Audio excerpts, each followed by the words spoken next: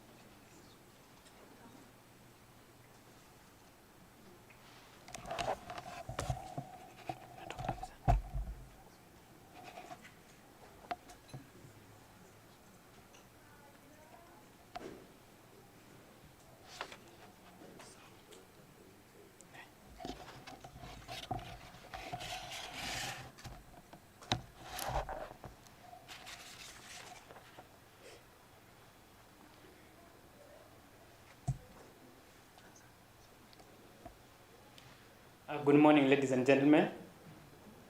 My name is Titus Wangusi. I'm a training coordinator at Kpsamwalimuplus company. And today I'm here because I want to take us through on how the system works. And because of time, I will take us through some features or other components of Kpsamwalimuplus LMS, that is Learning Management System, how the system works. And very quickly, once you open Kpsamwalimuplus Learning Management System, the first page that appears is the teacher's dashboard. As you can see from your screen, the teacher's dashboard consists of, number one, you'll be able to see the number of classes assigned to this particular teacher, the number of students regardless of the grade or classes, then number of activities that this particular teacher had to create in the system. And after that, there is recent activities, as you can see on your screens, recent activities. This simply means these are the activities that this particular teacher had created. Then on the right side of the screen, you will see there is a recent online classes. And this simply means these are the online classes either scheduled, or you can confirm from the status you have ended status, then scheduled. This simply means the schedule, they are online classes that has been scheduled by the teacher, but they have not been attended to. So these are the list of the online classes yet to be taught and some which has ended. And in case you want to, very briefly, you want to create an online class because there is a need, you want to create an online class, you need to interact with your students. All right, you need to interact with your students. So on the same page, you realize there is an option of new online classes. So once you click on that, you'll be able to start or rather schedule an online class. There is a process of how you can create an online class.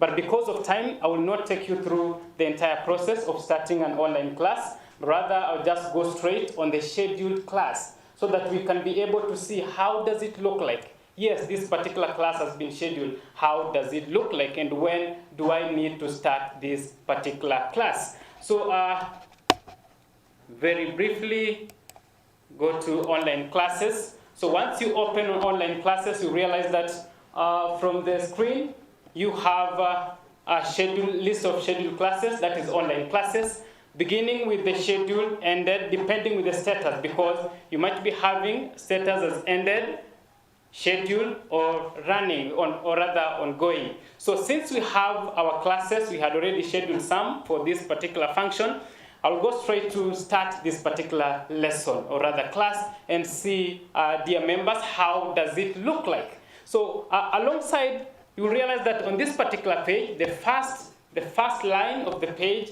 that is Majina ya Makundi, this is the title that you've created for that particular online class. So you realize that along that particular online class, on your right, there is action button. So on the action button, you are interested in starting this class. So what do? We proceed to click on start class. Then there is a confirmation that you want to start this class. Oh yes, you click on OK. So once you've clicked on OK, you realize that the session will enroll, or rather it will start loading. That simply means you are starting your class. You give it a few seconds. Once it has loaded, I'll also take us through how the student receives, or rather how the student is notified on how he or she should join the online classes. So once you have started the online class, yes, once you've started the online class, it has to load. I think we have a little bit of luggage in our internet, but there's no problem. Okay, there we go, good. So after it has loaded, it opens up this particular platform, online classes. So once it has loaded, I'll take you through the student side and see how the students will be able to get a notification. Now you realize this teacher has started, this is the teacher's account, right? Now, on this particular account, I'll assume the role of a teacher. So I have started this particular online class. So once you've done that,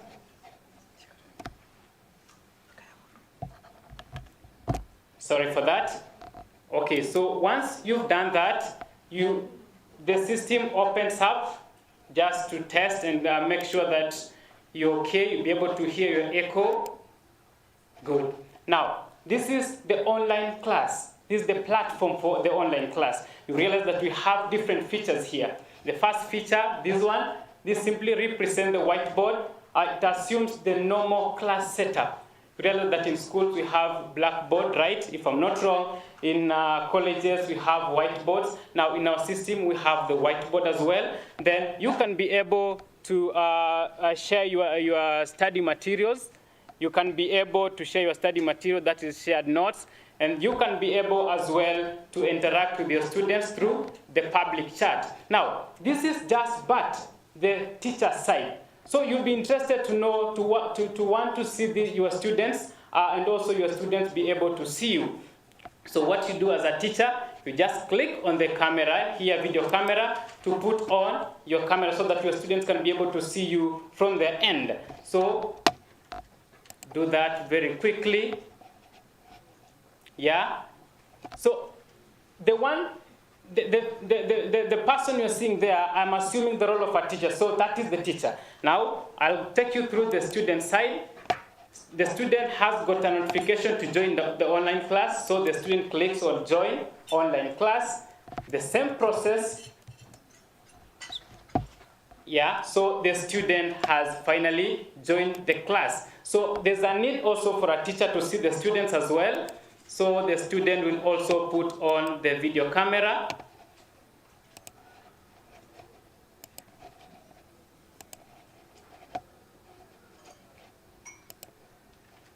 Great.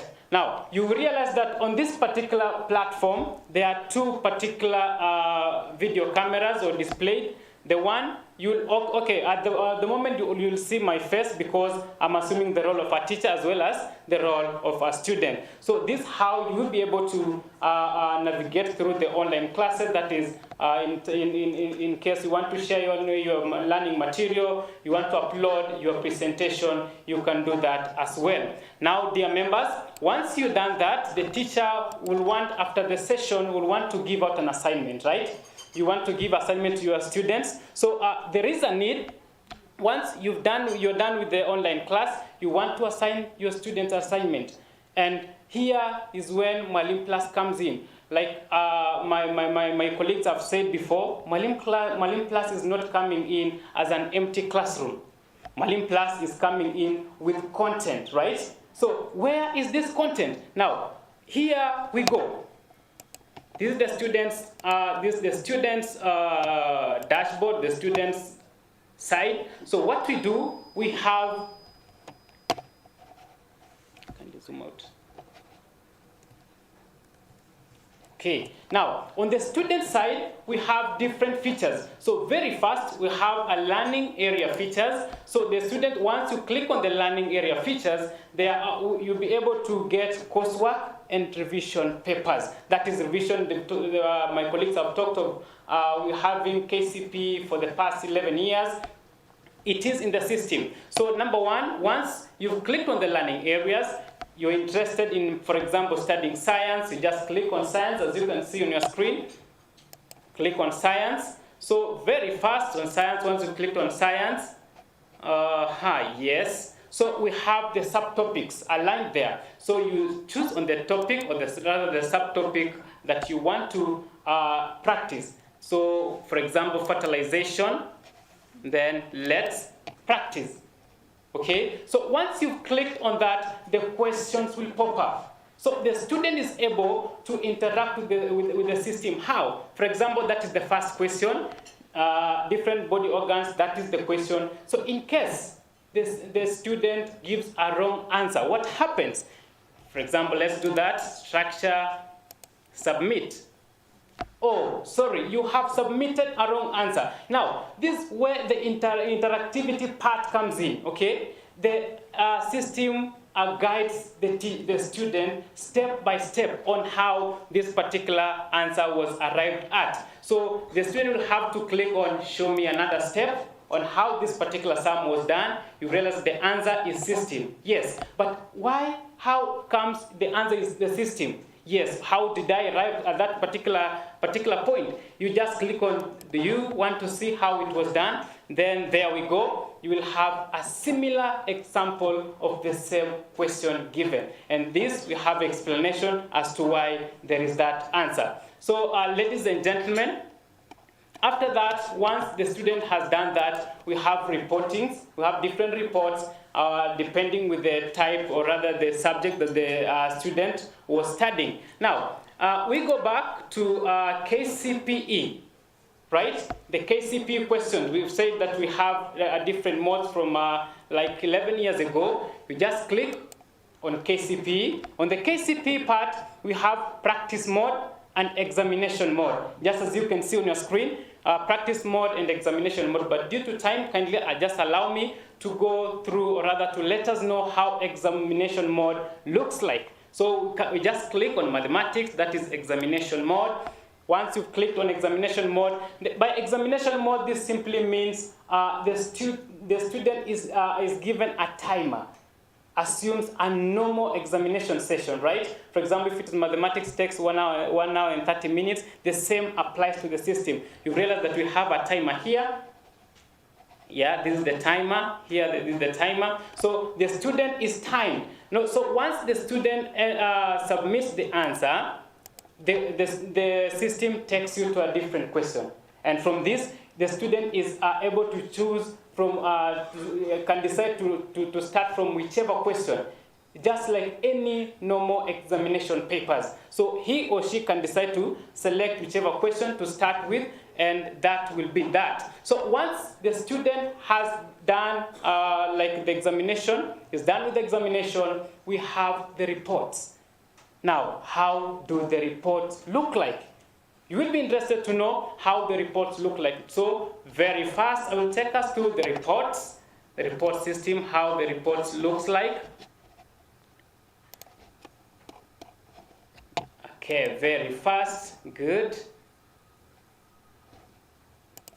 Awesome. So we have reports, and this particular reports, we have, just like my colleague has mentioned, we have performance report, academic report, that is CBC outlined. Then a performance report, it narrows down to a specific performance in a particular subtopic or as a constraint. So we go to KCP report, right? So there we go. This is the KCP report. This particular student was doing which subject? It was mathematics. So you just click on view report. So once you have clicked on view report, it takes you straight to the particular subject that this particular student had attempted.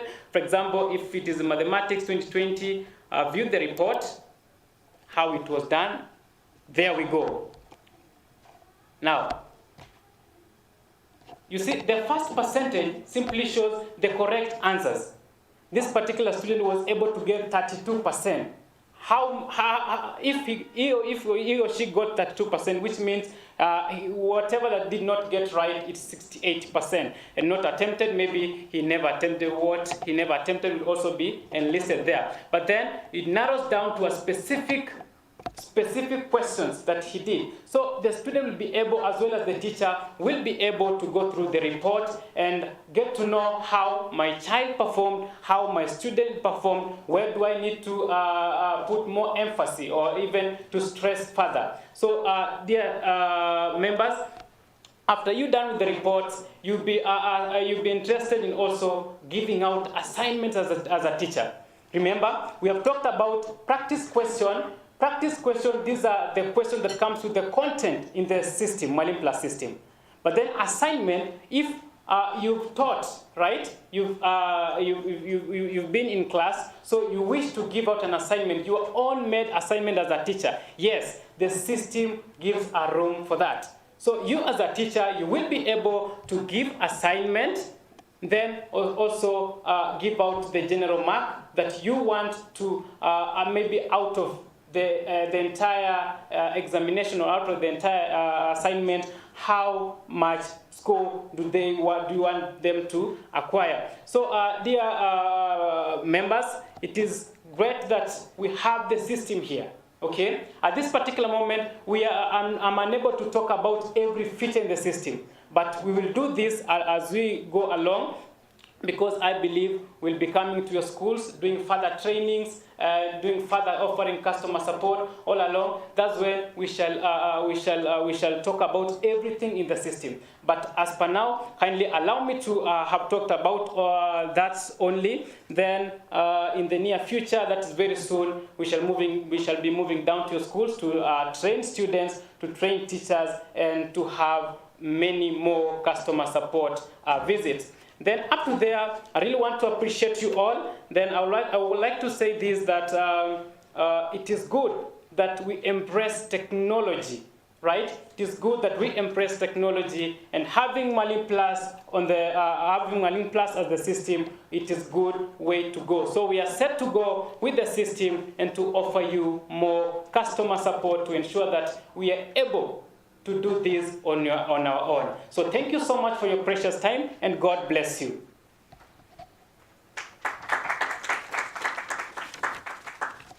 Thank you, Titus.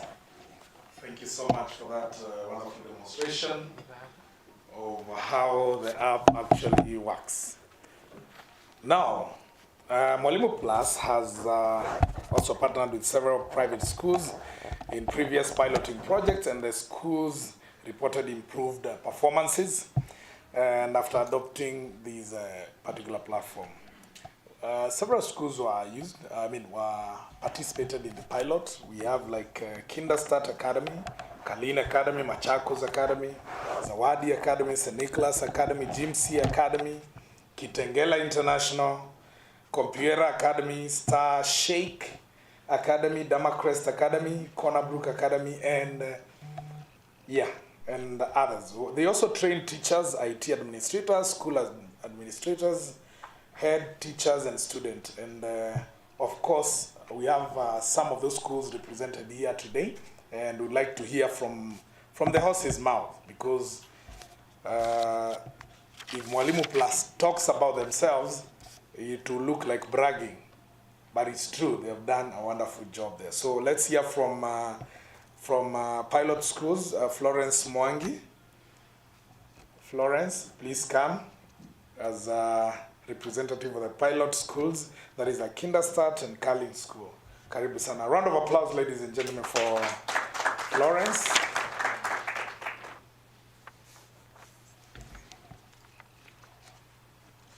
Yes, good afternoon. Is it good afternoon yet? Okay, I'm here standing in for Florence Mwangi. I am Jemima, and for sure, whatever you have been taken through, it is true. I'm here to tell you we have had good experience with Mwalimuplus, and I'm telling you it is doing wonders in our school, and our learners, our learners are doing well. Number one, it has enabled us to embrace CBC. It is accommodating CBC and 844 system. And as you know, we have the core competencies in CBC, and one of them is the digital literacy. So with Mwalimuplus, we are really doing well with them in digital literacy. They came into our school, trained our learners, trained our administration and our teachers, and it is making a learning experience for our team being fun, and at the same time we are gaining value into through the Mwalimuplus. The content exposed in Mwalimuplus, it is an approved content. We have done it using our designs and any other professional document, and I can assure you whatever we are getting, it is the right content. Now the other one, we have also grown through the Mwalimuplus experience, and we have come up, we are doing our things digitally, giving reports digitally, and our parents are really appreciating us for that. Also through the CBC, we are coming up well with the values like responsibility. When we give out the tasks, the learners know where not to cross. They know their responsibility, they are honest when submitting the work, and we really enjoy doing it. Number three, we have the issue of absenteeism. It has been well sorted in Mwalimuplus. Maybe the learners are absent. We do it live class, both in class. We set up gadgets, so when the learner is absent, he or she is able to have what we are doing in class through Mwalimu Plus on what has been done here, the live classes, and we are really appreciating. So in our school, absenteeism is not a problem. Then the other thing is about the gadgets. We really appreciate the gadgets, we are using them at school, and they are good, different from the other ICT devices, and we really appreciate your support. Then the other one, we are bringing up the learning to learn value to our parents. Our parents are also trained through the teachers, and they are responding very well. So we really appreciate from our end, the experience is good, and it is a bright future for our children. Thank you so much. Amazing. Thank you so much. Ulisema wewe unaitwa? Jemima. Jemima, from which school? Kindersat. Asante Jemima. Now, we also want to hear from Kalin School. Zadok Otieno. Hey, Zadok. Lazima ingekuwa ni mtu kutoka Lakeside. Zadok. Kisikia Wilberforce ujue wewe ni Mlui. Na Wycliffe. Zadok. Karibu Zadok. Good afternoon, everybody. Good afternoon again. My name is Zadok Otieno, like you've heard. I'm from Kalin School. Thank you, MC Jesse. I honor you. Yes. I've interacted with Mwalimu Plus live one-on-one, and I can affirm that whatever Titus has just taken us through here is indeed a reality. You find out that the 21st century parent is a very busy parent. This is a parent that will have very little time for their learners. But today, the pandemic has opened our eyes as parents and as teachers. And it has even enabled us to take much more time with our learners. When Mwalimu Plus came in, it has bridged the gap in the learning triangle. The learning triangle having the parent, the teacher, and the learner. In this case, the learning triangle, the gap has been bridged through interactions. You'll find that there's this parent who never had time with their learners, but there's this learner who will always come to mom, I need bundles. Mom, the gadget today, internet was low.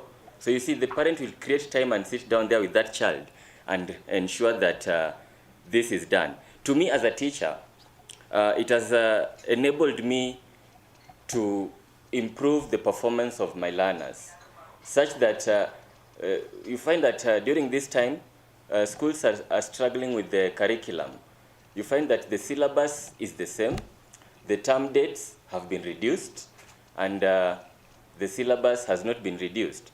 You are expected to cover a syllabus that was to be done in 13 weeks, in 10 weeks, and you realize that it is going to be hectic to the teacher, to the learner, and to the parent as well. So when this program comes in, we are able to create extra classes in the extra hours of the day, that is after school, and enable to engage our learners and help us meet our targets as a school and as an institution. When I talk of Mwalimu Plus in relation to CBC, Mwalimu Plus has embraced the core competencies that the CBC advocates for. When we talk of digital literacy has been enhanced such that the learner can be able to interact with the gadget from, let's say there's some who never knew, so I'll call it from unknown to known. They find out what they don't know through what they have. It talks to them. It gives them the command that they need to follow to get to where they're going to. Number two, it has also enabled them to create the communication and collaboration kind of competency. How? These learners are able to communicate to their teachers one-on-one from home at the comfort of their houses. These are learners who will ask you questions from where they are, and you'll be able to respond from where you are. This also builds on their personality as a learner. You'll find that most of the learners have been able to build on their personalities, because you find that during that time, it is me and the gadget, plus the teacher on the other side. So I will not be able to keep quiet with what I am not able to interact with, because when I as a teacher am going through my lesson, I'll have to engage each and every learner. The system is very clear. It gives me the name and the face of the learner. So I'm able to call the learner by name and ask question and get feedback from that learner directly.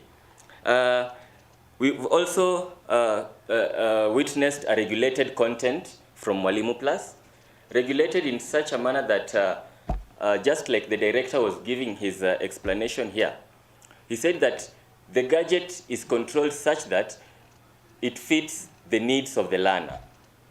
If at all the teacher's gadget looks like the learner's gadget, it can be opened up to, for the teacher to be able to access those sites that he can use for research. So the content is regulated, and in that case, as far as your learners are getting their digital literacy up on their app, they're able to interact with the correct sites. You'll find that there are so many sites, internet sites, that are not so good for our learners.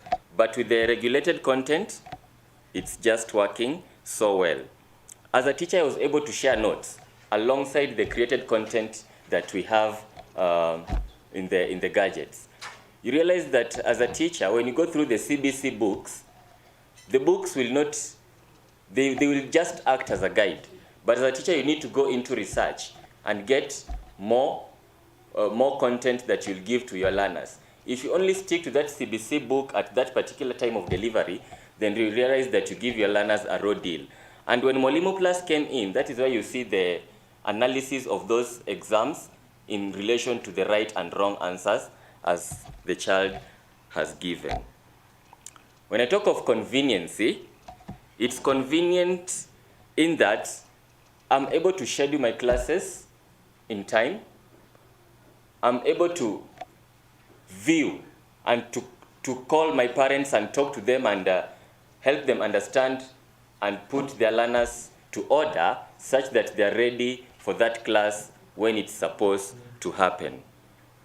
When I talk of the MLP is where we monitor learners' progress. And monitoring of learners' progress, like it was mentioned by the director, we have got that gadget that saves things digitally. So you'll not need to get back to your desk and start writing, and maybe you find this teacher who does not do it immediately after the lesson. They take some time and then they come back to it. You realize that you cannot capture all the data of the learners as they were. But with this gadget and this program, you're able to capture all that data and give the exact MLP of a learner as required. I've also touched on the child personality. Talking of the practice questions, I can attest to that. Practice questions, they help and they really do good to our learners. Since there are some learners who just, they're not able to get to understand why it is not A and B, why it is not C and D. And when the gadget comes in and the Mwalimuplus content comes in, it's giving them the explanation as to why it is A and not B. In that way, it is giving a research. They're able to do a research within the shortest time possible at the comfort of their gadgets through a large content. Much has been spoken, just but a few that I had to build on and to add on to what my colleagues have said. Otherwise, I'm very grateful for your time, for listening to me. Blessed afternoon. Thank you. Thank you, Zado Kotieno. It's truly a teacher, eh? I may articulate point after point after point. Thank you, Zadok. The reason I nasema majina, you know, I talk a lot about different tribes that we have in Kenya. Were it not for these tribes, unajua hatuwezi ishi vizuri. Kenya ingekuwa kitu beautiful. We need each other. Otherwise ni kina neno watachukua majina Zadok kama Wajaluo hawataikuwa. Na expect Waluya wachukue. Naisikia hata Mluya anaitwa Smith. Yeah, as I said before, wanaitwa Wilberforce, Wycliffe, na kama ni kina mama Wilkista, Praxidis. Simshaisikia mtu anaitwa Praxidis. Yeah, it's not in the mountain. Ama kina Mohammed, jina Mohammed litaitwa nani? Mohammed, kulikuwa na Mohammed Juma Jogona. Mkikuyu. Well, he didn't mean to be called all those names. But, iko ingine hapa. This one is a doctor. Dr. Otundo from Riara University. Hey, Wajaluo akikuja wanakaanga bali. Ndio wa step in style. Let's appreciate Dr. Otundo from Riara University, another place where we did pilot, and he has some reviews to give. Karibu sana, Daktari. Thank you, MC. How are you? I'm great. Good afternoon, everyone. With all protocols observed, I want to say thank you for this forum. Dira and your team, Madam CEO, Madam Chair for KPSA. I'm very grateful that you have come this far. Let's clap for that team. I want to allude to the fact that I come from Riara University, senior lecturer and at the same time director for the Riara Institute. Riara is a center of innovation. If you have read newspapers today, you can be able to feel what we have won to be one of the universities for centers of innovation. Now, Mwalimuplus and what I have listened to here, I want to affirm a few things. That KPSA is one of the organizations that really factors into partner with scholars. If you have any business that you are doing and you don't have a scholar next to you, please review your performance. So let's clap for KPSA because it has partners with scholars.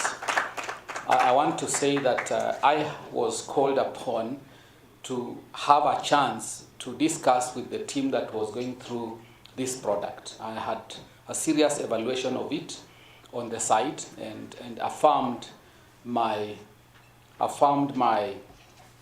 confirmation that this is a good product. And it's a product that private schools need to embrace. Just before COVID, I was in Dubai presenting on digitization of education.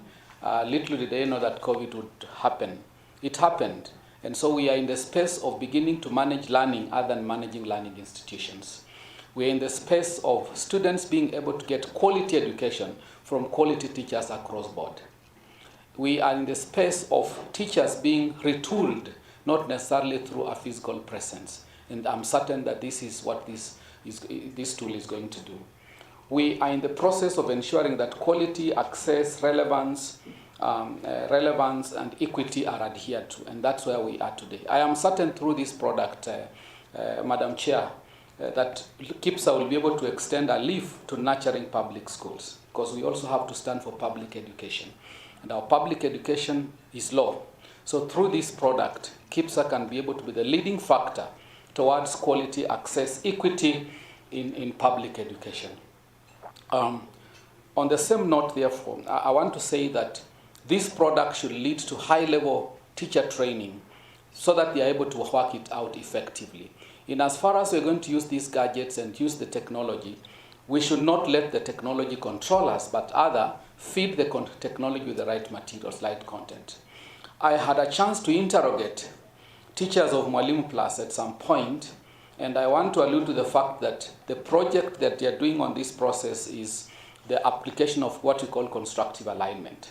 And constructive alignment here is where the learning outcomes are linked to the learning activities or experiences to resource materials to assessment.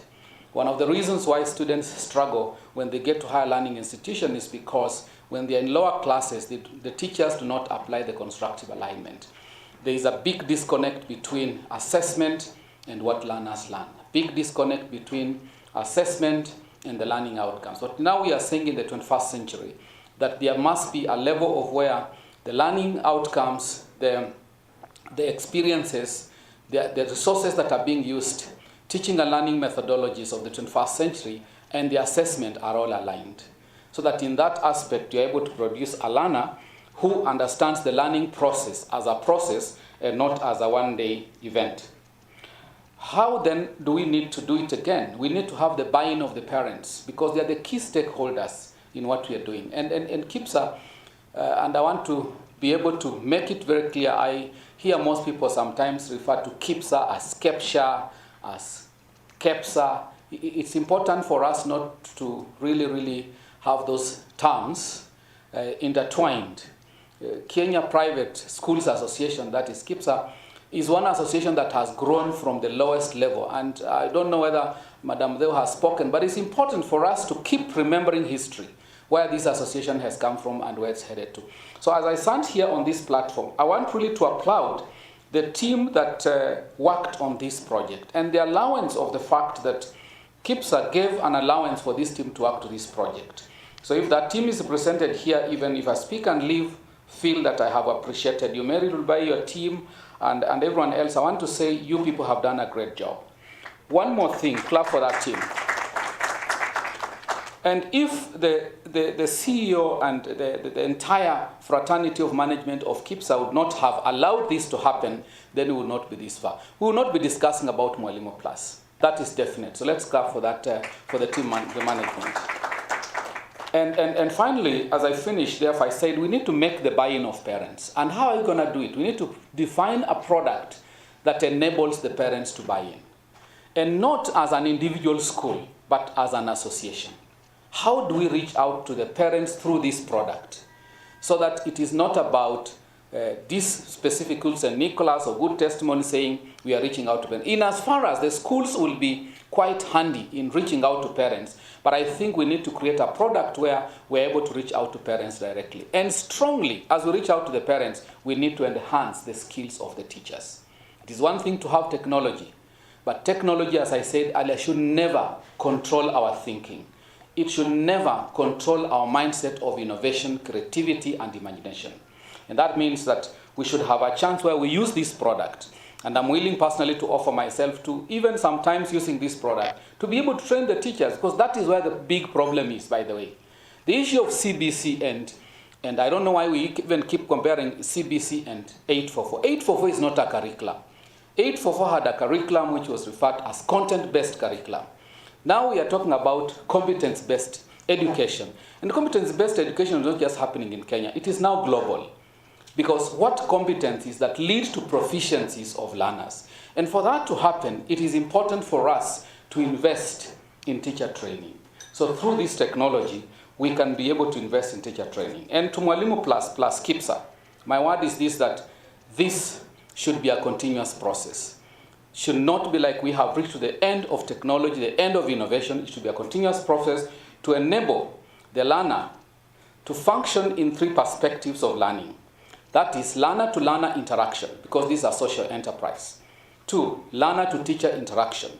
And 3, learner-to-content interaction. If those three perspectives are reached out to, then we shall have what we call a network of educators, because using the constructivism theory, learners are now educators. They are not educatees anymore as it used to be.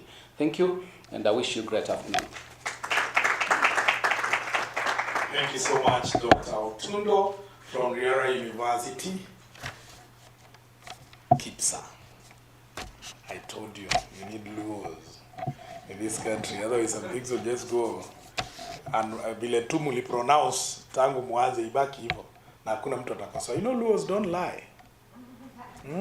Kimdanganya atakwambia, if you're not a good friend, only a Luo person will tell you.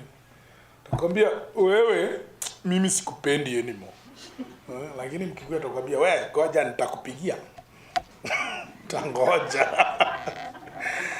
But we need each other in this one. Wonderful. So it's KPSA. Thank you so much, Dr. Otundo, for clarification. Hata mimi nimesikia KPSA, lakini ni tashwishi ya matamshi. Kajua huyo ni mtu wa kwetu. John Tokwalia. KPSA. All right.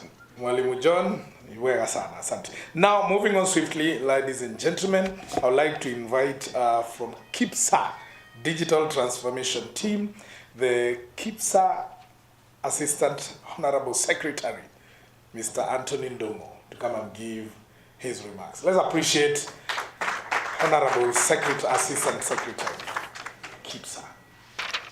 Sanitizer. Thank you, MC Jesse. How is Kerote? Another day, you don't have to answer. Ladies and gentlemen, as you have heard, my name is Anthony Ndongo. Apart from being an assistant national secretary, I'm also the chairman of the Kenya Private Schools Association in North Rift, and director in a school called Testimony School in Eldoret. As was mentioned earlier on by Peter in his opening remarks, when Corona struck in 2020 March,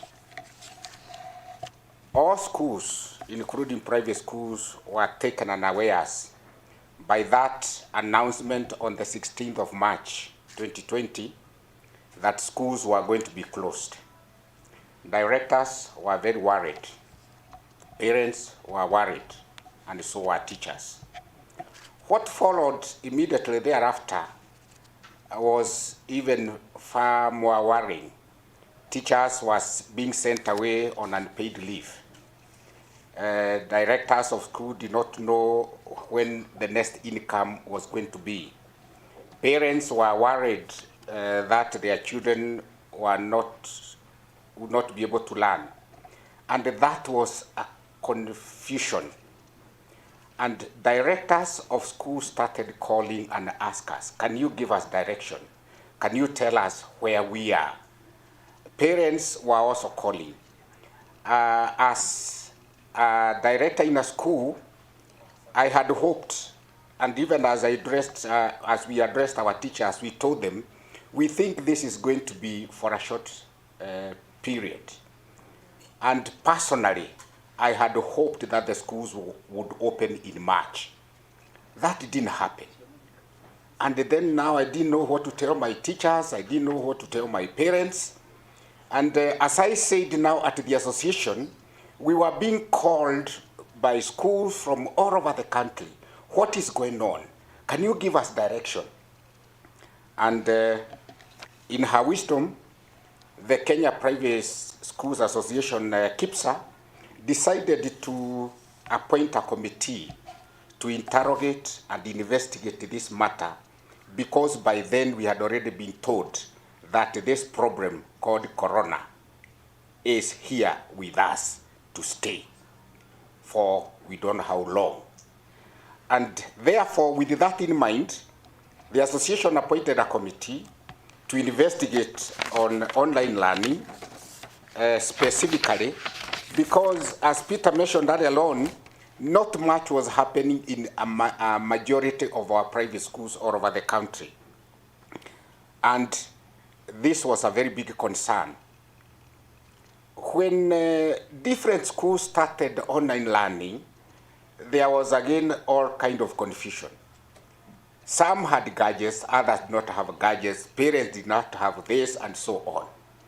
And because we went around a lot with my committee, and I must appreciate, I'm very sorry, I was given a committee of 9 members, 3 of who are here. I have Nicholas from Wasinigishu, I have Mary Orugwai, who was mentioned on, and Madam Rukia, plus many others. This committee was comprised of directors, teachers, and specialists, and we were also given the mandate to engage in the specialists that we thought we needed to, which we did. When we went around, we found that schools were using all kinds of things. For example, there were schools that the only things that they had were their mobile phones. The teachers were asked to use their own personal mobile phones. And the parents were asked to use their own personal mobile phones. And like I remember, we went to a place and we were told the parents were asking, now this is the only gadget that I have. I use it throughout the day. my child is at home. Now you are telling me that my child, you need this gadget to learn with it during the day. What am I going to do, and I cannot afford another? It is that kind of confusion and that kind of scenario and an environment that we started working in. However, we knew that we had a great task, and we ventured into it. We went around in different schools to find out what they were doing. We went around to find out what kind of content was available. We went out to investigate and explore the gadgets that were available in the market, and so on and so forth. And we also approached some specialists in certain areas where we felt we did not have the expertise. And as we were investigating, and as we continued hearing from parents and schools, we discovered that the biggest gap in digital learning was content. And up to what we were able to see, we discovered that most of the content that a good number of our schools that were using, and others in the market, not necessarily in the schools, were foreign, with the graphics that our teachers and learners and the parents would not identify well with. So we knew that we had a task. Number two, we realized that if the biggest gap was content, we had therefore to major on this particular component of our assignment. So we therefore went around, we explored, we investigated, and as we stand here this afternoon, I want to tell you that I am very sure that this committee did a very good job. After we finished our assignment, we reported back to the National Executive Committee of KPSIA, and we said, this is what we have found in the market. We have gone around far and wide, and this is what we are recommending. And as the chairman of that committee that was tasked with this, I want to assure all of you who are listening to me that, in my view, this is the best in the market. We were also interested, as was mentioned earlier on, can we find content that is going to fulfill the requirement of the KICD? And when we discovered that this one had already been approved, we were very happy. Then we went to the piloting stage. We felt that for us to be able to give a credible report, we needed to pilot whatever we are recommending, so that we get to see, we kind of have a hands on. And when we did that, I want to tell you personally, and my committee was excited.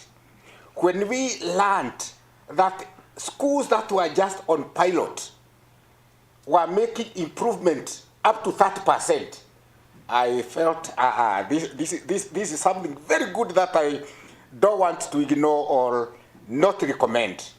And I am very sure directors of schools who are listening to me and who are going to listen to this recording, you try it. You know, sometimes when you are asked to try, and especially I am a Christian, and when I read the Bible, when I come verses like try me, I feel this is a very good challenge. I try. Now, maybe you may not get a 30% improvement in your academics and other areas, but even if you made a 10% improvement, isn't that a starting point? If you are able to go further and make a 20%, isn't that even better? If you can make 30% because this 30% is coming from one of the schools we piloted on, that is very good. And I am very sure, because different schools have got different capacities, I know there are schools that could be able to go even further than that and get a higher improvement. I don't want to say much. My team was very happy to be given this task.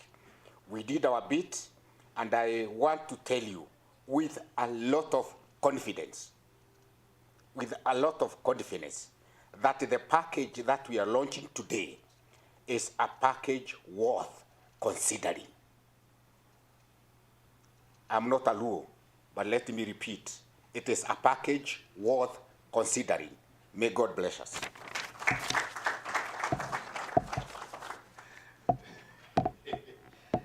Mr. Anthony, another round of applause for him.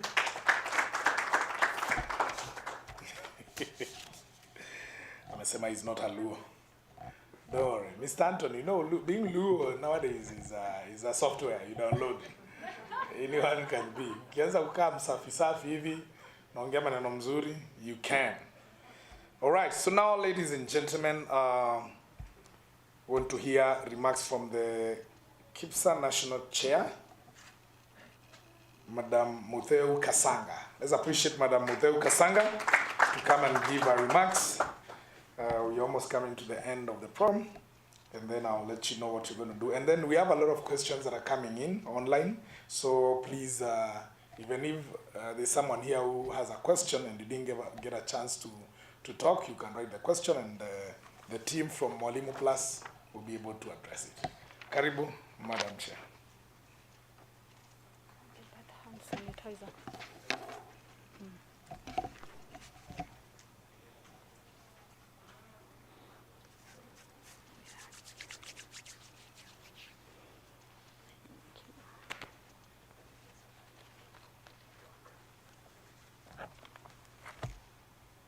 Good afternoon, everyone.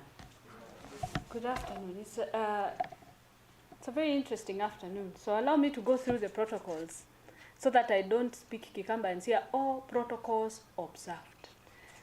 So the chairman of Mwalimu Plus, the managing director, Mr. Ndungu, the chair of the committee that has brought us here, who is also the Uasin-Gishu chair, North Rift region chair, and the National Assistant Secretary, Madam Rukia, our Assistant Treasurer, Regional Chair for Kiambu, for Nairobi Region and Kiambu County, Madam Butura, Nairobi Chair, our host, Madam Rosbella, the committee members present, directors present here and online, the entire team from Mwalimu Plus, KPSIA, and our partners. I can see Equity Bank here as well. Thank you so much for coming today to help us as we launch this product that will, in the end, help us achieve very national goals. We are here, we are gathered using technology. We are very few here. The majority of us are literally everywhere else in the country. I've seen directors from Eldoret, Kisumu. I've seen, I think, 2 from, very far north, Turkana. We are able to bring together and meet using technology in a way that would have taken days of travel, flights, and being physically present to achieve this. That tells you something. The world is changing. And while Corona might have hastened that change, we can now not step back and assume it has not happened. Just looking at the cast of people holding devices here, it tells you something, that this generation of children is going out into a world that is vastly different. Just look at the ages of these young men who are walking around. Watch Evans Kwanza. Look at the tech guys. Just look at that age group. Just look at that age group. Look at the Mwalimu Plus team and that MD who spoke here at the beginning. Just look at that age and tell me that we are not closing our eyes when we say it is too much, technology is too much. We are being close-minded and we are not understanding that the world has simply changed. And Corona has made that change, which was gradual, absolutely drastic. As we speak here, whole sectors have just been wiped out.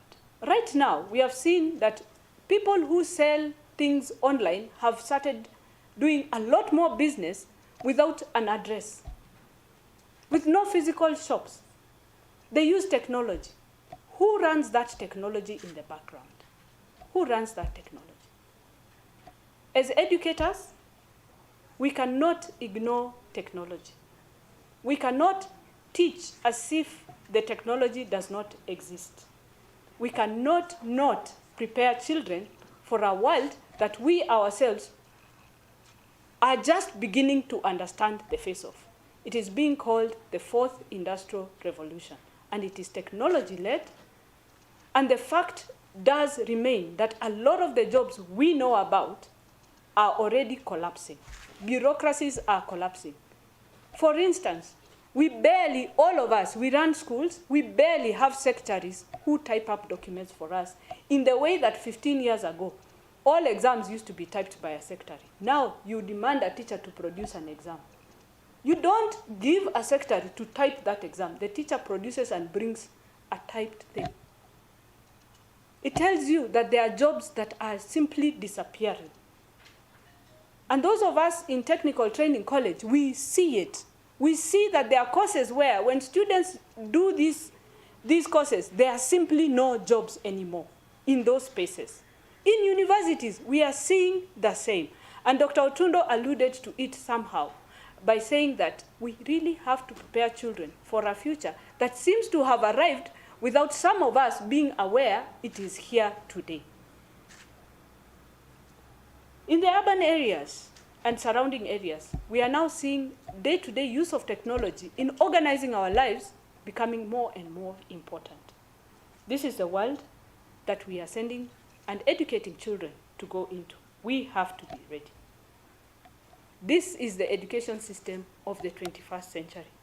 And this week, there's been a lot of national discussion about our education system, the current one, then the one that is being called new, even though it is 6 years. When does something stop being new? 6 years. We did pilot, now we are in grade 5. See, those are 6 years. So when is it going to stop being new? It is the current system. We are phasing out an older system, yes. And as we phase it out, we are learning about a new system that is not outcome-based, but a child must prove that they know how to do something. This is not a new discussion in this country. Sessional paper number 1 actually triggered the first move to change our system. It called for a curriculum that engages and defines the outcome of the youth of the 21st century. And thereafter, a task force was set up in 2009. This was the Odhiambo task force that actually now itemized and suggested the current CBC system. In its final draft, the digital transformation was on top, as had been highlighted in the sessional paper of 2005. In 2013, like the CEO has said earlier, the one device per child, one laptop per child policy became a campaign pledge. And therefore, that triggered, finally, the digitization of the education system, turning our curriculum into a 21st century curriculum. KPSIA has been on this journey since 2013, when that pledge was first made, and we started exploring where the opportunities for the private sector lie. CBC was rolled out shortly thereafter, because it also became very clear that the system that we are living does not really do well to integrate with digitization. But that aside, we seem in the private sector to have found ways to integrate technology even in 844, and that is our biggest success. And as has been said by Dr. Otundo, we have to lead the way. We have to open these doors because it is easier for us to collaborate as private sector, because Mwalimuplus is a private sector company. We are the private sector. It is easier for us to collaborate than for them to collaborate with government. We lead the way, others follow. One of the things, and this ties in with what we are doing here today, is that CBC espouses, is something called learner agency. And the learner agency is the ability of a child to work independently. This is very important as we discuss CBC, And as we talk to parents out there and remind them that CBC is about ensuring children take charge of learning while parents are still engaged and know exactly what a child is doing. It has been proved by research that where parents are involved, children's expectations, children's performance, and children's motivation is very high. Let us not compare ourselves with the child of today. The child of today has very different pressures, very different motivations, and it is absolutely important that parents remain in touch with what a child is learning. Do not do their work for them. In short, that is what I am saying. Mwalimu Plus goes a long way to helping children take charge of their own learning. You have heard testimonies from the pilot schools, how children are taking charge of their own learning and pushing themselves further and harder because of the way the system interacts with them, the way the system reports back to them instantaneously. You don't have to wait for a teacher to mark your work. Assignments give immediate feedback, and a child is even able to go back and check what the child has missed, what they haven't got right. They engage then further with the learning that is in the system to ensure that they continually add to their own knowledge. For us, as we sit here, and as we work in our schools all over the country, we must aim to produce a young person who is engaged, empowered, and ethical.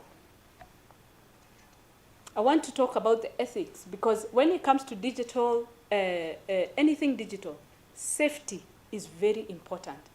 That online space is a very dangerous space. What we have done here with Mwalimu Plus, as we discuss the data bundles, is to ring-fence the data bundles for single use. They will only access Mwalimu Plus. When a child tries to go to another website that may not be safe, a parent can rest assured that the bundles they have put in on a gadget are ring-fenced for a particular use. This is very important in this day and age. On Tuesday, I spent a day in Kibera. I walked around a good number of schools.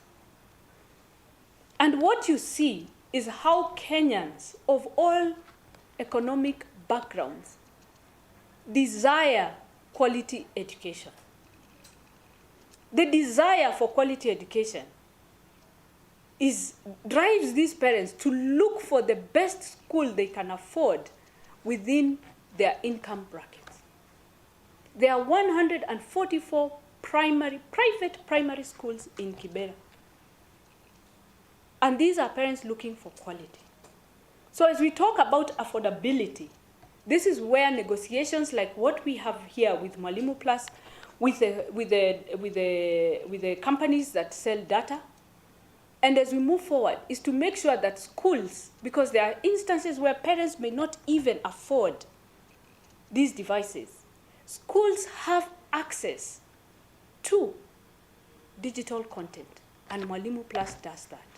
It does, a school can set up, and then parents can access or not access, because the schools have provided this access to ensure that wherever possible, we have made it as easy as possible for every child to have some access to digital content. The outcomes for such a product have been defined here by the various teachers who have spoken. But as we think like a country, and as we think as Kenyans, the exposure that children get from digital technologies, the way they have to collaborate and work together in teams in the CBC style, improves their communication skills in a way that previously our former system never could do. They gain safer efficacy, the ability to develop results, and you've seen. And in this case, there is also the huge element of inclusive education, where a child can also learn at their own pace if they have special needs. You see skills like critical thinking and problem solving embedded in Mwalimuplus. We see creativity and imagination at work. We see digital literacy, of course.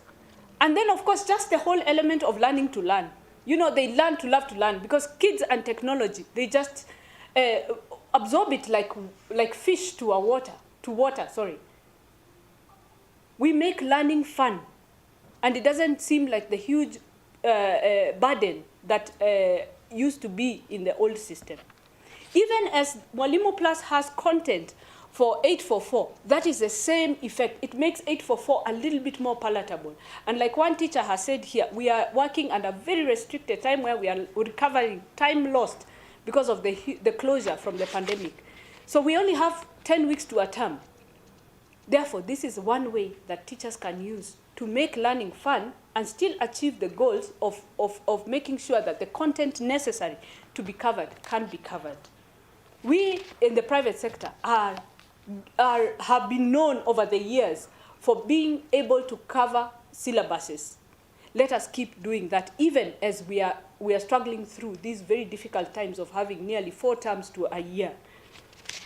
So as we prepare for junior secondary school, I throw my challenge to Mwalimuplus to start looking ahead and look at the curriculum requirements for junior secondary school.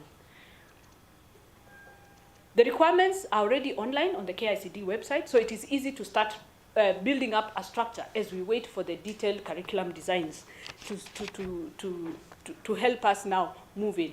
This junior secondary is not far. We are discussing January 2023 here. So we have no time. It is time to hit the road running and make sure that we are ready for junior secondary. We hope that we can loop in partners like Equity Bank and other banks to make financing for these devices very, very accessible. Financing is always there. Banks don't lack money. They sometimes refuse to give you. Let us work together as KPSIA to make sure that our member schools are not necessarily knocked off on risk, on things like that, because for us, we are delivering a goal on digital literacy. I assure you it will be a win-win for you guys. So let us keep working as partners. As we wait for the government to come round to fulfill its pledges on financing and creating a revolving fund to ensure that access to education is achieved. This revolving fund is not a new concept for private. I know a lot of you heard a lot about it during the pandemic, but I want to assure you it was recommended in the 2005 sessional paper. It was recommended in the task force report, the Odhiambo task force report of 2012. It was recommended in the most recent report, task force report. So it is not something that was just pandemic related. No, it is an issue of making and helping the country achieve universal education goals. What that fund would do for us, if we were to get it today, is make sure that digital devices are available affordably across the board. But I'm sure we can continue. I'm sure the Ministry of Finance, once they reach out to us, we have been ready for this fund for a very long time.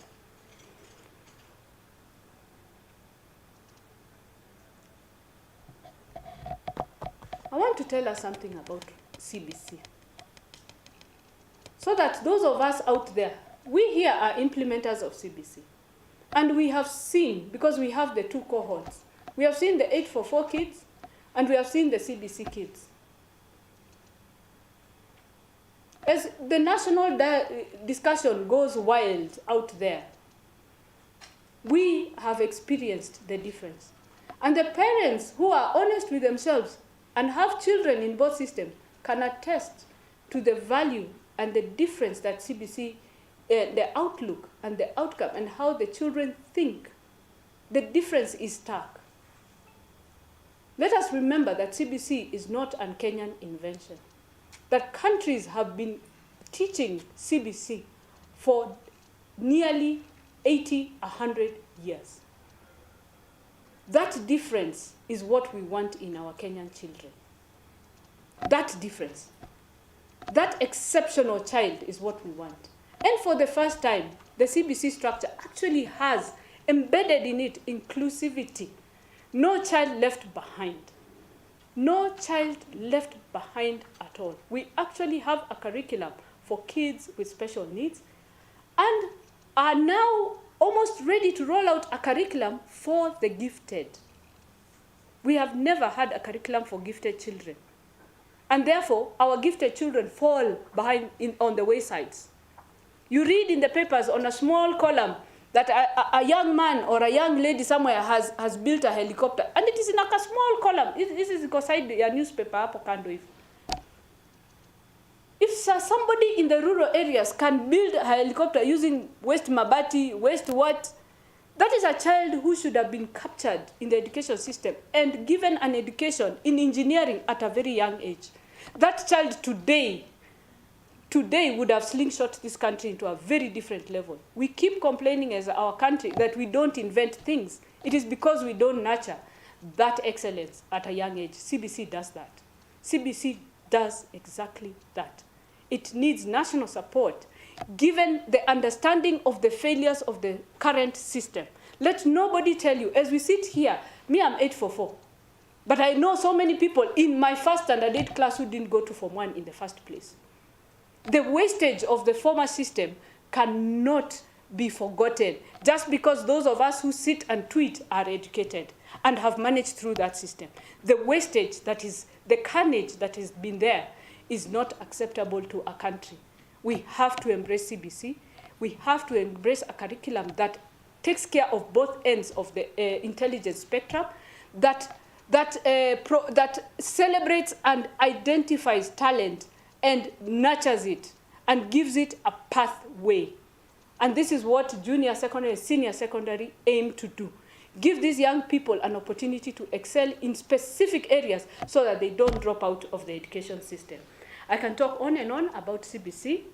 I have seen its benefits, and therefore, back to Mwalimuplus, our job, and will continue to be our job, updating content, because in this new world, content is a very mobile thing. New things are being discovered all the time. Devices, we have to keep talking about devices to make sure that they are as affordable and easily acquired as possible, and pushing down the cost of data so that we can ensure that as many people as possible can afford going online outside the school. For learning to be continuous, we need to have that as the major goal so that students, wherever they are, can always. Allow me to stop there and wish everybody a very good day as we now go towards the official final launch. Thank you, Jesse.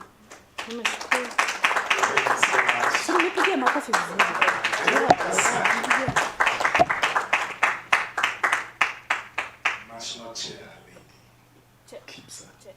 Chairperson. Other chairman.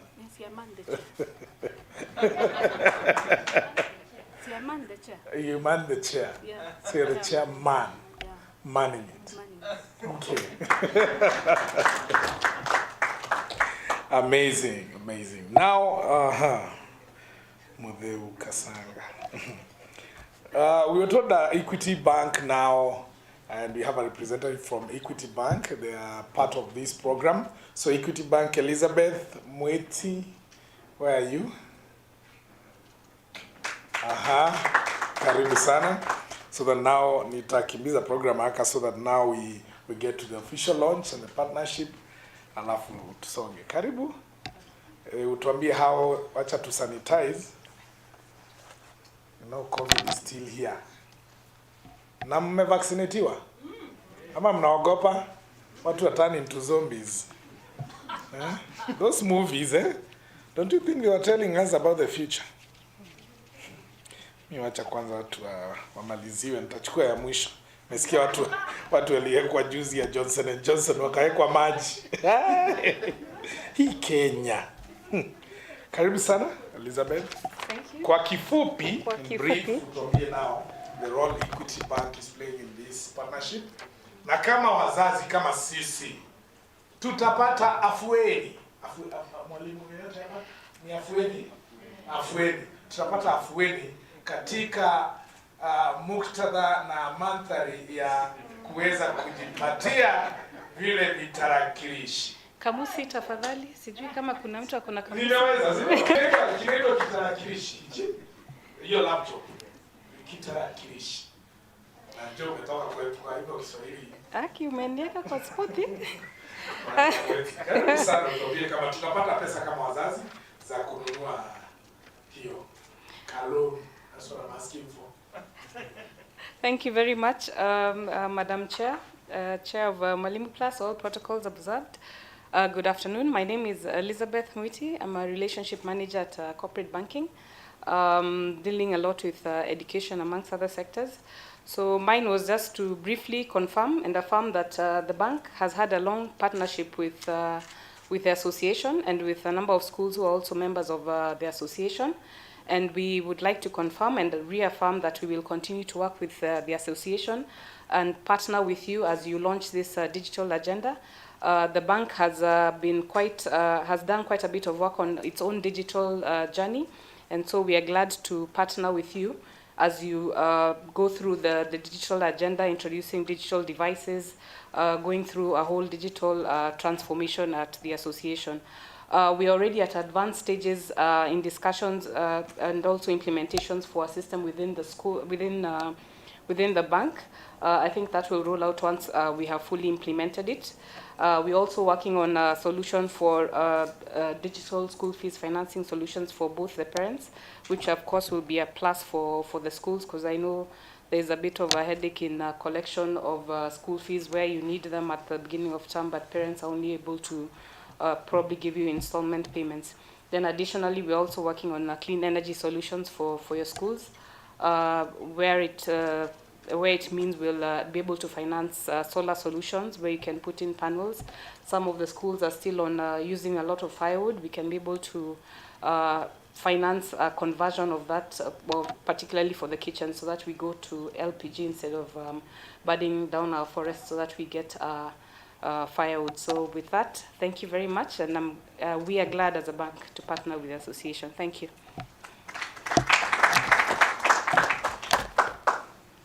Thank you, Madam Elizabeth Mwiti from Equity Bank.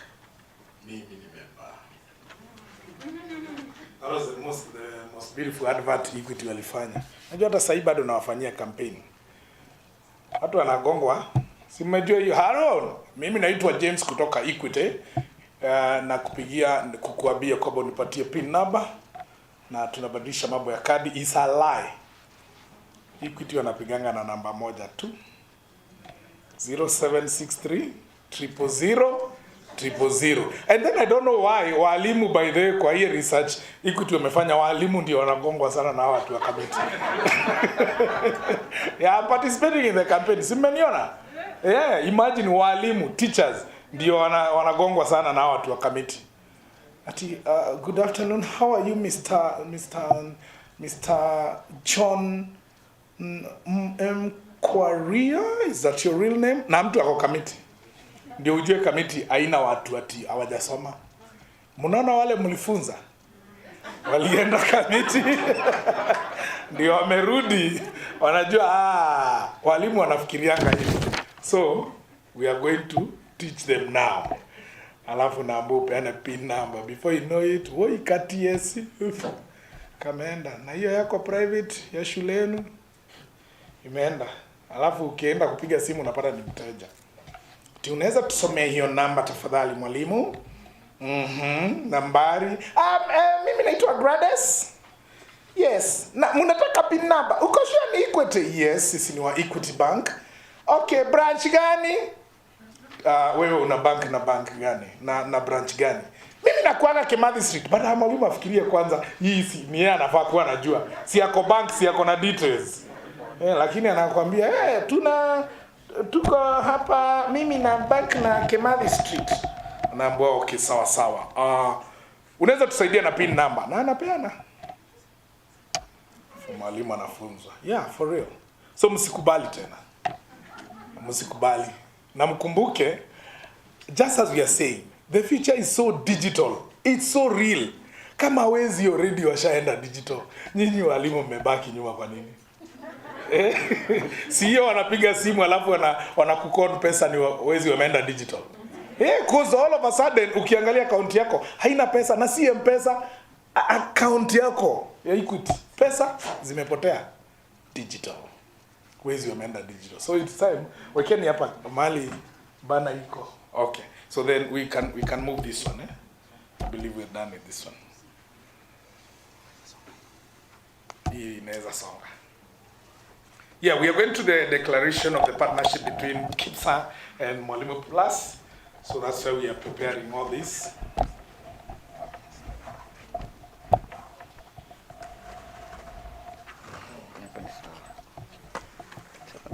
Hapo ni sawa. Amazing.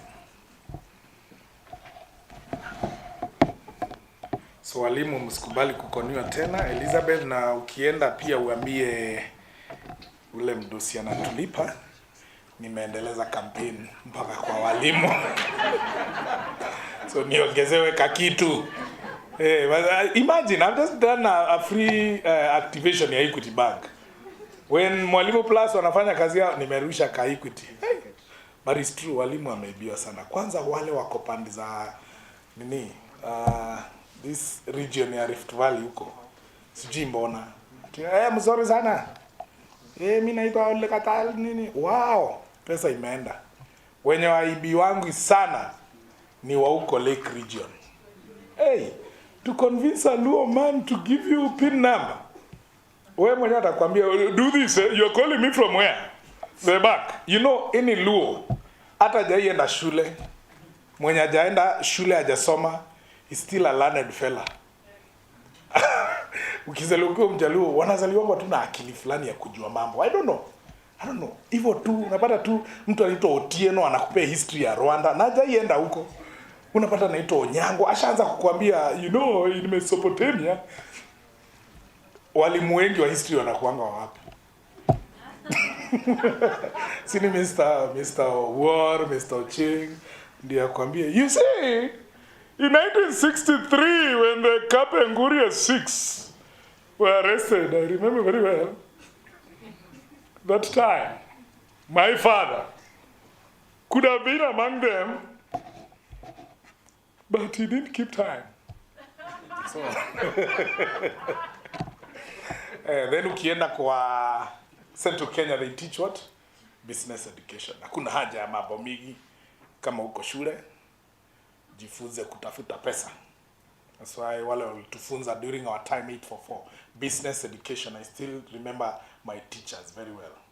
And then ikikuja hesabu, tulikuwa na Msomali mwingine hapo anachiu. No wonder I didn't pass. So when you take the abstract and this one, tangent theta, and we have the cosine theta, you put this one cosine and this one, you're going to get tan theta.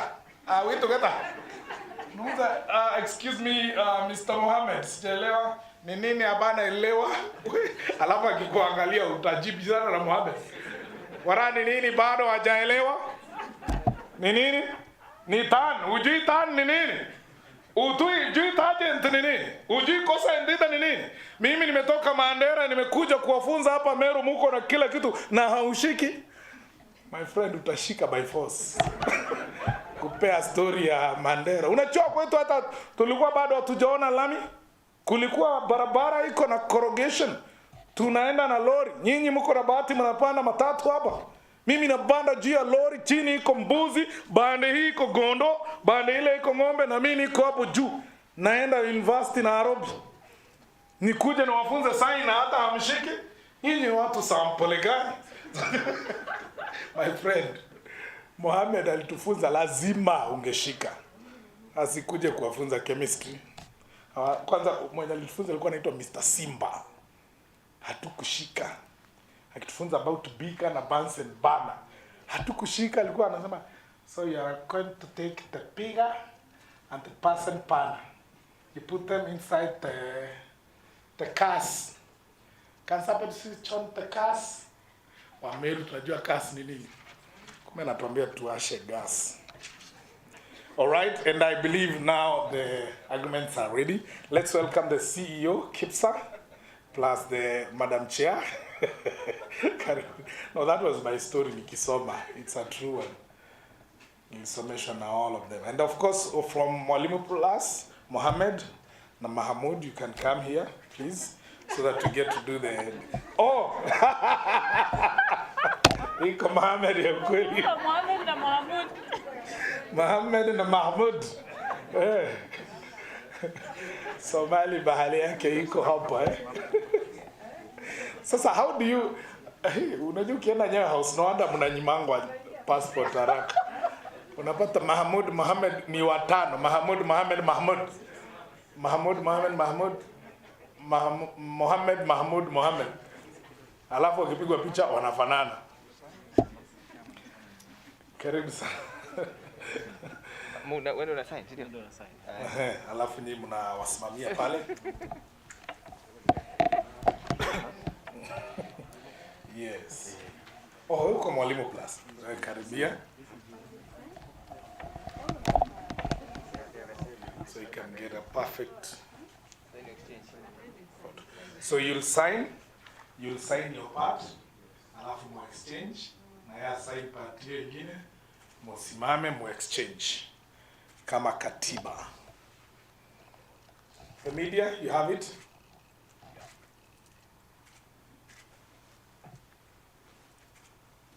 So the declaration and the agreement between the two is now signed by the two.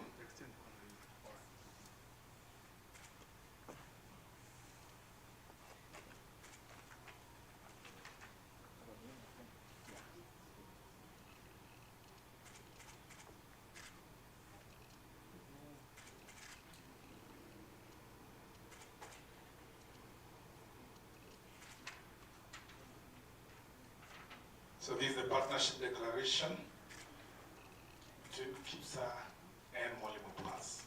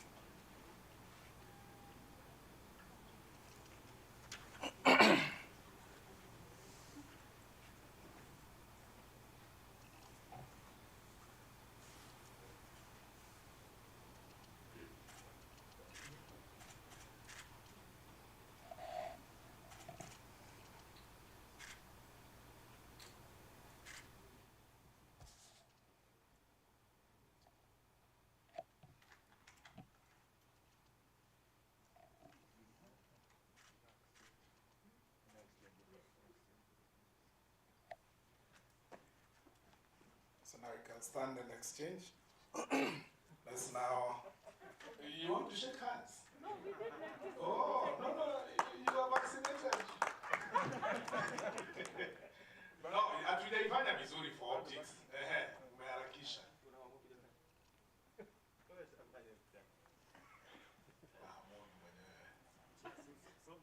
Songeni karibu. Hapo sawa. Okay. Show vile katiba ilionyeshwa 2010. You show like that na hiyo.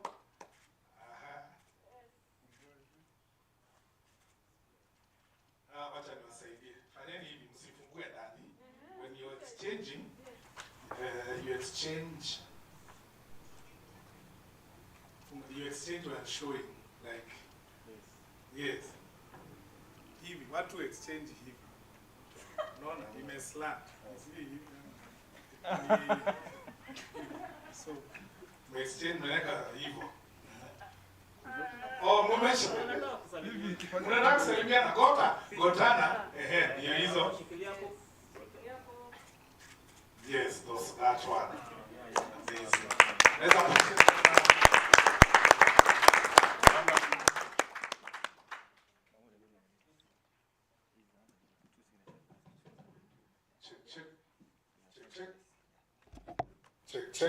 check.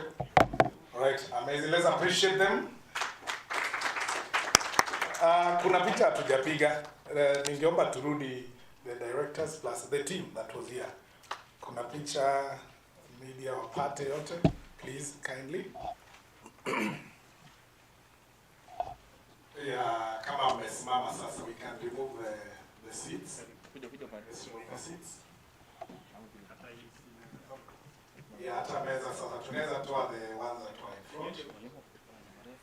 We are done, so si lazima iende na bali. You can just put it somewhere.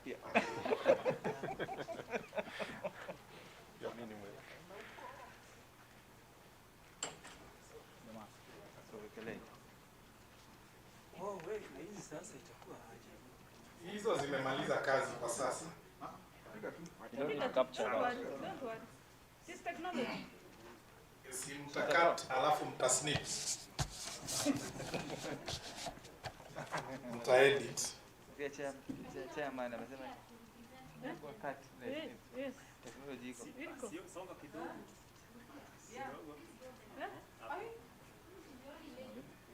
Mtoto help. Ama nani kuja. Rukia. Tuweke agenda hapa. Gender balance. Wewe hujaongea Mombasa. Oh, sijaongea mambo Mombasa Rukia. Staying between the two ladies.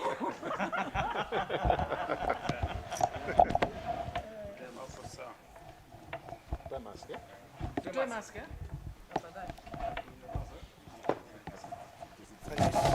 Toa hii cable ya computer. Hiyo, toa hiyo. Iko charged enough.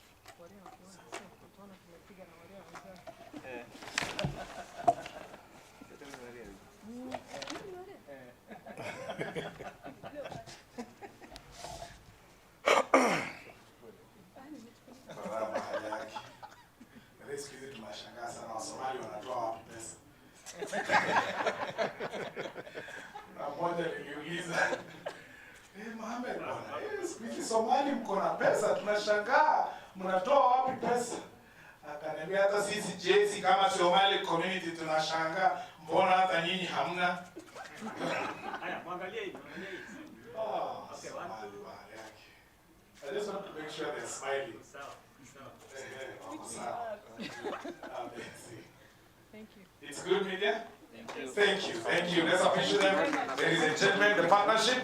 Thank you. Mwalimuplus and Kpsa. Thank you very much. Thank you so much. Done well. Thank you so much. Thank you, Mohammed.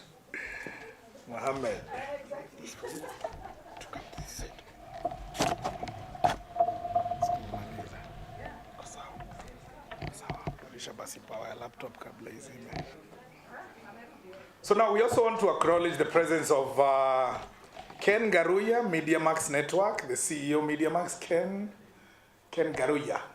Yeah. Ini. Ala? Aha. Wonderful. Thanks so much, Ken Garuya.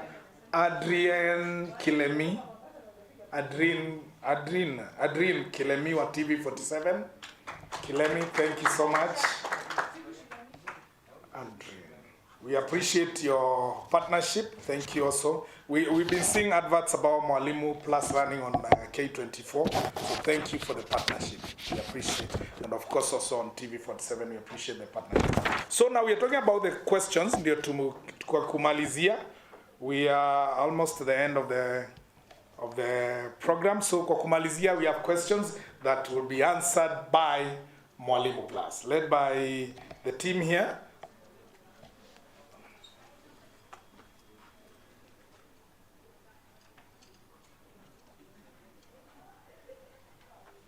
And so I want to invite the CEO, Kpsa, to ask the questions, and then Mwalimuplus will be able to respond to them.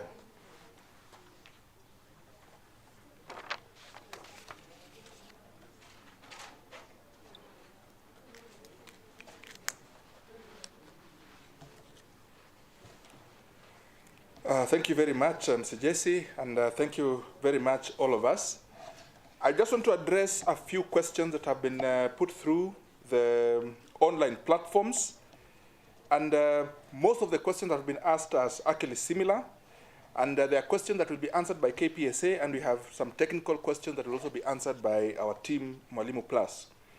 The first question is about, will every teacher be expected to have a gadget? That is a question that will be answered by Mwalimuplus. I hope you're taking note of that.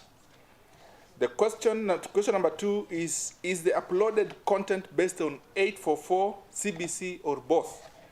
And this one I want to answer it straight away, because the content that we have in Mwalimuplus is CBC for grades that are implementing CBC, and 844 for grades that are implementing 844.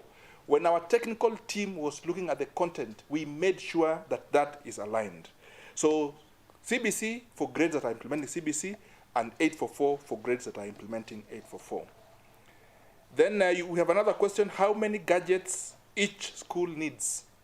That's a technical question. Mwalimuplus will be able to answer that. What is the setup cost for a school? What is the setup cost for the school? Mwalimuplus will be able to explain how they arrive at the costs in terms of setup. But what I want to say at this point in time in terms of cost, what we are very sure of are 2 things. Number 1 is the cost of the content itself. And we have negotiated for a cost of 2,700 shillings per year per student, which is about 225 shillings per month. So that is a cost that is going to go to the school, but the schools themselves will be able to determine how much that content they'll be able to sell. But this is what schools will be able to acquire. On the issue of internet, we have negotiated for a cost of 3,000 shillings per year per learner, which is going to cater for content that is going to run through and through. This is about 300 shillings per month for content to run through the Mwalimuplus, which is very affordable at this point in time. But as we implement Mwalimuplus, we'll find out what are the needs in terms of the requirements for internet. Then we can be able to upscale as we move along. But for the time being, it is 300 unlimited content access through the internet that we'll have gotten. Then Benjamin is asking, will every teacher pupil be expected to have his or her own gadget? Mwalimuplus will be able to do that. Can we approach Mwalimuplus directly, or we are going to reach them through KPSA? We are going to open up channels of communication that is going to be through KPSA and through Mwalimuplus. But for the time being, as Kenya Private Schools Association, we are setting up a desk within the association that will be able to support our private schools in our digital transformation agenda. And we are going to have a staff that is going to be fully dedicated, so that in case of any inquiries from our members, it can be directed to the appropriate person for support. Then does the system integrate with others? Does the system integrate with others that a school may be already using? This question will go to Mwalimuplus. So Mwalimuplus team, kindly assist us address these questions so that now we can close the meeting for today. Thank you. Mr. Kwaria. Thank you so much.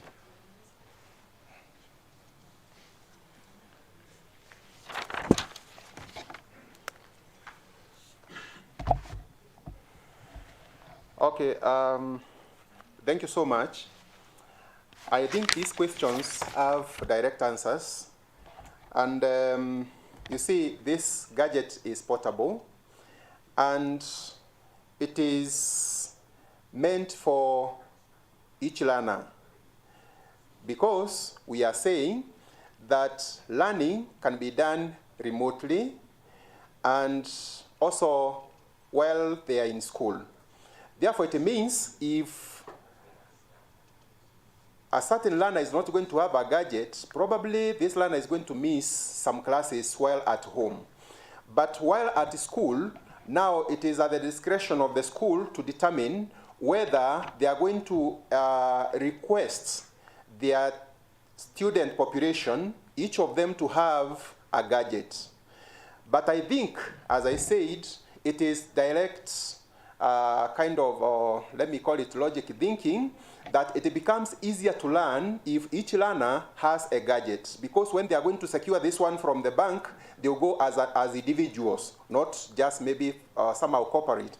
And the other question is, will the teachers need each of them to have a gadget? Now, it also depends. Because a teacher might decide to use computer like this one. Could be most of the teachers have got computers, and it is compatible with whatever this gadget holds. Most of the Mwalimuplus teachers that are conducting classes online, we are using laptops, and others are using these gadgets. So the teachers, but I would say it is better to have this because it is portable for every teacher. You can carry it anywhere. You can conduct your classes anywhere. Then is this one compatible with other systems? A big no. A big no. So it is not compatible with other systems, and it is calibrated to be able to adapt to what Mwalimuplus has brought as a technology. Now, cost of setting it in a school. What is the cost of setting this product in a school? It is zero cost. Zero cost because you don't require to construct any infrastructure. It's just going to acquiring this gadget only, and at the comfort of your, because it has connectivity here, you can charge it, and therefore there is no cost that is going to be incurred in school. Probably the only thing, if they are using these ones in school, probably the school might be required to have somewhere where they can charge, because if learning is quite intense, you might find they might require to charge them during the day after they have used the morning session, maybe in the afternoon session. That could be the only thing, and I know most of the schools are able to meet that. And I don't know whether I've left any other part. Bwana Ndoro, I think I've responded to all the areas that were required. Okay, thank you so much for that. Bwana MC. Thank you once again, Mwalimu Ntawali. Now, as we come to the end of this wonderful program, I want to wish all the best to the people that have been watching us online. Thank you so much for keeping it here. We don't take it for granted. And thank you for your questions. I hope they've been addressed accordingly. And remember also, you can keep on following Mwalimuplus on their digital platforms.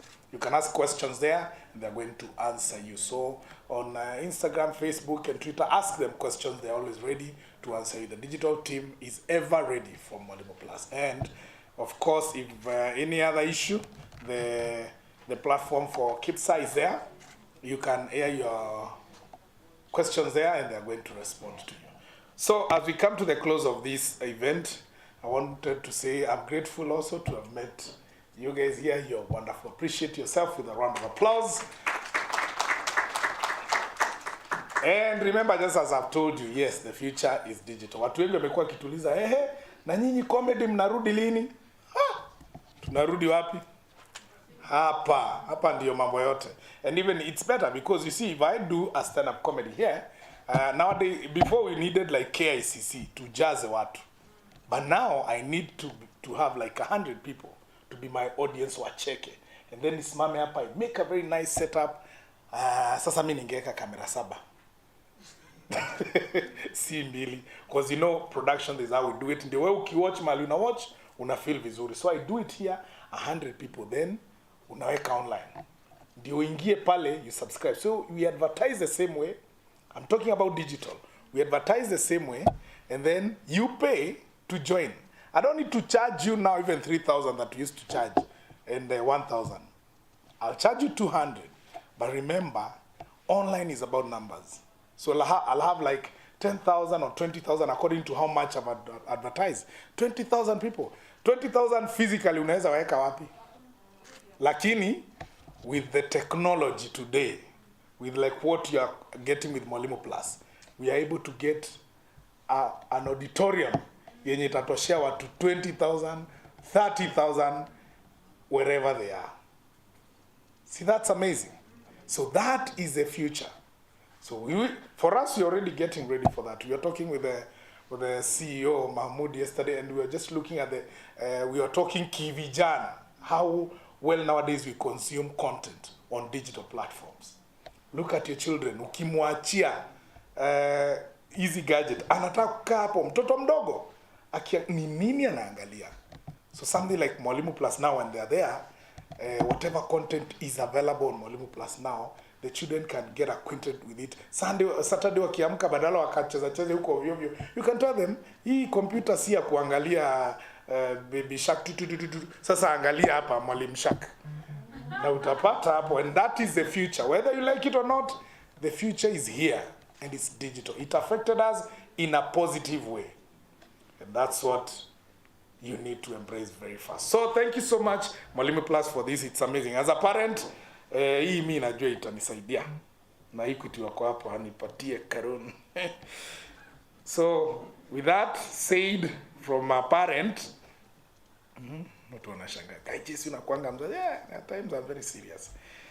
Let's welcome Rosebella Ojiambo, KPSIA Nairobi chair, to close with a word of prayer and vote of thanks so that we head for lunch. Let's welcome Rosebella Ojiambo kwa makofi tafadhali. She gives the vote of thanks and the prayers.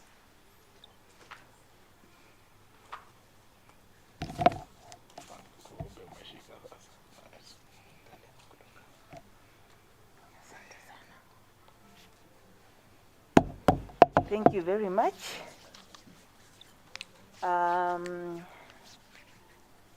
Ladies and gentlemen, good morning. Oh, it's afternoon. Oh, thank you, thank you. Ladies and gentlemen, good afternoon. Good afternoon again. God is good, and all the time. I think the KPSIA fraternity for inviting us to this auspicious launch that we have witnessed this day. The chairman, Kenya Private School Association, CEO, the chairman, Mwalimu Plus, CEO Mwalimu Plus, directors of Kenya Private Schools Association, with special regard to my regional chair in the House, Madam Butura. We are in the region of Nairobi. And my counterparts of Kajiado, Mr. Waweru. The executive, I didn't follow the order, but just forgive me. We have our executive team, Kenya Private School Association. We appreciate you have come from very far. And I think it is good you arrived to do this noble cause. We have the secretary, Nairobi County, Madam Mary. We have the staff, our partners, and our digital team. I say good afternoon again. I've been given the opportunity just to give vote of thanks, and because of time, I will be very, very fast. But I wanted to be careful to acknowledge and recognize the presence of all the parties in the House, because that is part of the mandate within the vote of thanks. So I take this opportunity to thank the team that brought about this digital transformation that we are witnessing today. And I'm glad to hear that it's been affirmed that we cannot run away from digital transformation.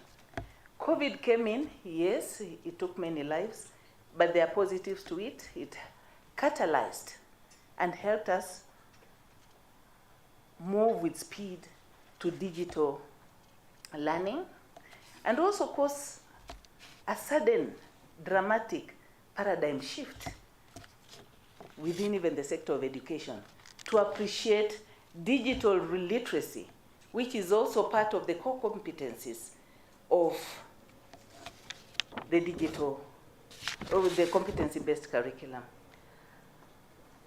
When I sat there, I was just wondering, I'm very sorry I came a bit late. I was told the CEO had spoken of Kpsamwalimuplus and the chairman, and I'm sure they must have touched on some of the issues I wanted actually solved within my mind. But I'm glad that my chair, when she stood here, she was able to solve the only problem I had, how the Kpsamwalimuplus has been able to have the 7 competencies of the competency-based curriculum in very clear communication and collaboration. She talked of critical thinking and problem solving, and she gave a few examples of that. Citizenship, I don't know, that one is within the content, I think.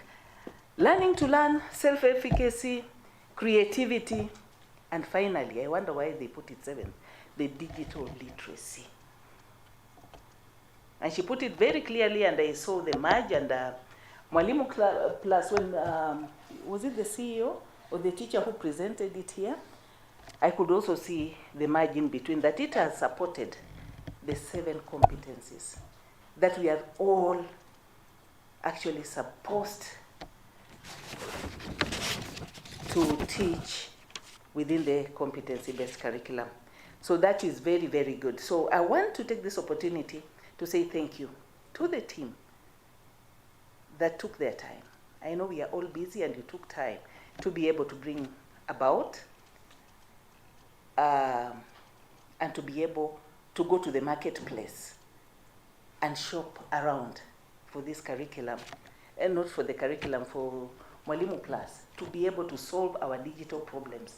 You remember when Corona struck, all of us had very many options, and we did not know what was right and what was wrong. We were asking our neighbors and our friends, which one are you using? They will tell you, I'm using this particular program. Another one, I'm using this particular program. Others had even 3 programs within the school, or 3, I don't know what to call them, because we did not know what was right. But thank you for packaging it and bringing it up so that we can have a well-packaged solution and something that can be wholesomely rolled out from our PP1 classes to our, probably the junior secondary. I have had my chair give you the challenge that you have to start actually thinking about the junior secondary and most likely the senior, so that we can have the right